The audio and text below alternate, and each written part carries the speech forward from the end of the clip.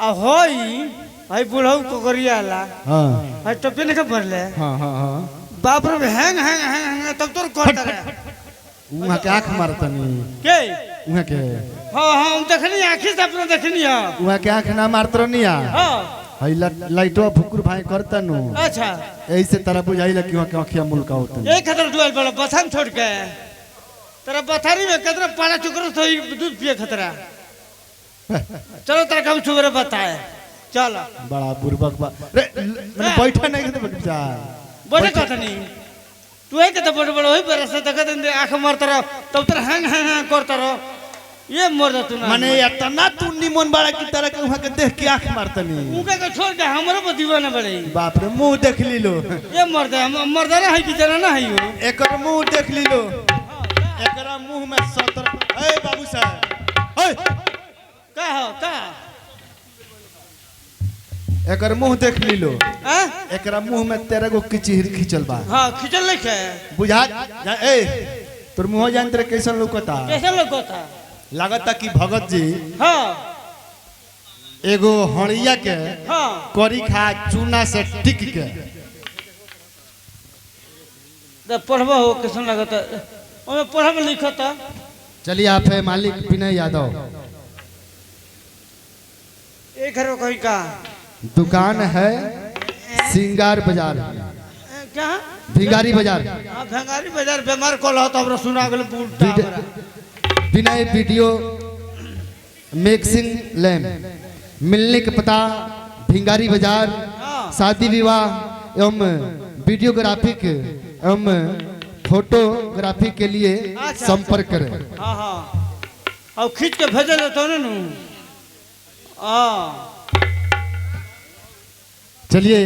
101 रुपए का पुरस्कार कैसा बोल दी कैसा धन्यवाद। हाँ बोली बोली का बोली तो मुहा बुझा था कि भंटा के खेत में टांगे वाला बा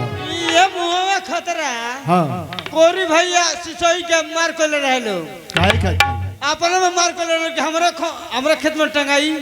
माने तार मुहवा खाती हमरा मुहवा खतरा ऐसा तार मुंह बा हमर मुहवा हाँ हमर मुहवा हाँ कृष्ण भगवान के मुंह हाय हाँ ई है हाय श्री कृष्ण भगवान के मुंह हाँ राती के चली ले हाँ तो ब्लाउज के काम ना लगला फोक्स मारेला ओनोरिया में फोक्स फोक्स फोक्स ए बाबू साहब मारेला क्या तो और हरिया रात में ही चलेला तय कर मुहवा फोक्स मारेला हाँ मारेला ए अबे है लाइटवा के लग से तोरा का होने भेज दिहल जा हाँ ओहो अब कर नियनु होने कहो अबे जहां जे होने गईली हाँ तो समाजी के भेट खोजले हाँ ते ना भेटैबे सुनी ना जले 4 गो कुकुर है जी के जाके तोरा के ना खोज के लिया हाँ सो हाँ हाँ तले ते भेटैबे तो ना सुनी ना हम गर्मी होने पेशाब करे हां हैंगा हां हैंगा हाँ गर्मी सुसु सुसु सुसु हाँ गर्मी है नू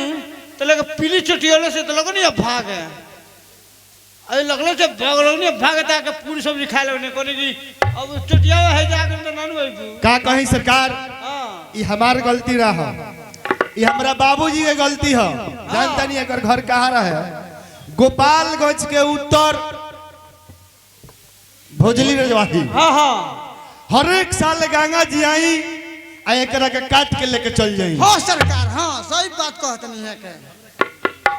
सही कहत नहीं हर एक साल गंगा जी आई आ एकरा के काट के लेके चल जाई हमरे खातिर कहत नहीं हमरे खतरा ये बात सही है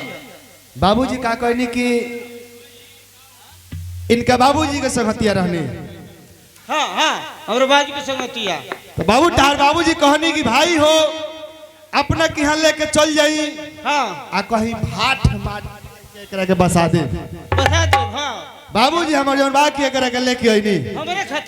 हमरे खतरा कहनी और बाबू अलिया के अपना गांव के उत्तर बगल एकरा के थोड़े परती जमीन रहे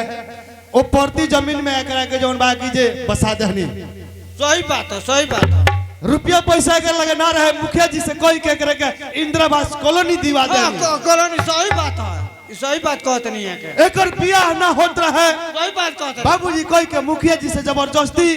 एकर बियाह करौनी हाँ हाँ सही बात कहा ते इज्जत करते रही ना ना ना सही बात है सरकार हमार गजनी हमार घर गोपालगंज के उत्तर